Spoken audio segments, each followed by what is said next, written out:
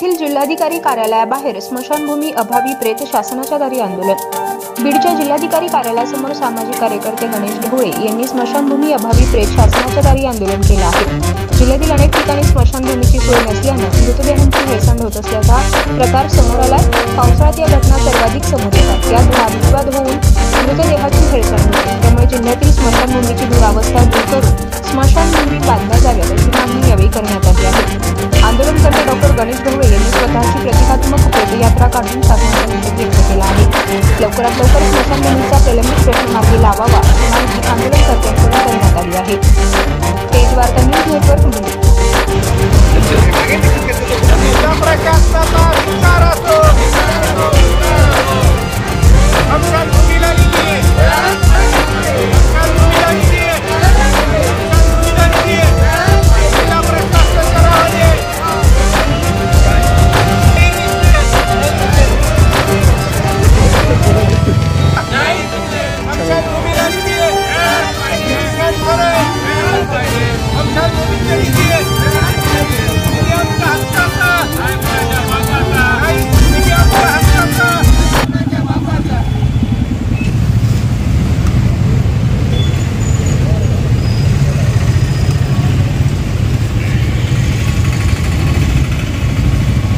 काय परिस्थिती आहे स्मशान? बीड जिल्ह्यामध्ये अनेक ठिकाणी स्मशानभूमी नाहीत।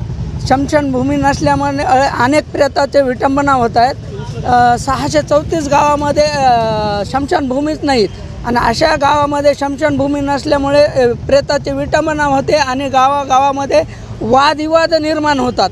हे अनेक वेळेस अनेक वर्षापासून डॉक्टर गणेश ढवळे सामाजिक कार्यकर्ते या बाबत मागणी करतायत, परंतु त्यांनी मागणी करूनही प्रशासन त्याची दखल घेत नाही आणि दखल घेत नाही असल्यामुळे आज आम्हाला हे अनोखं आंदोलन करावं लागलं आणि प्रशासनाला जागा करावं लागलं की ह्या माध्यमातून की स्मशानभूमीची आवश्यकता गावोगावी स्मशानभूमी नसल्यामुळे अनेक वाद होतात आणि ते प्रेत रस्त्याला शेतात असे जाळावं लागतात आणि त्याच्यातून मोठे वादविवाद निर्माण होतात। काय स्वरूप होतं आंदोलनाचं?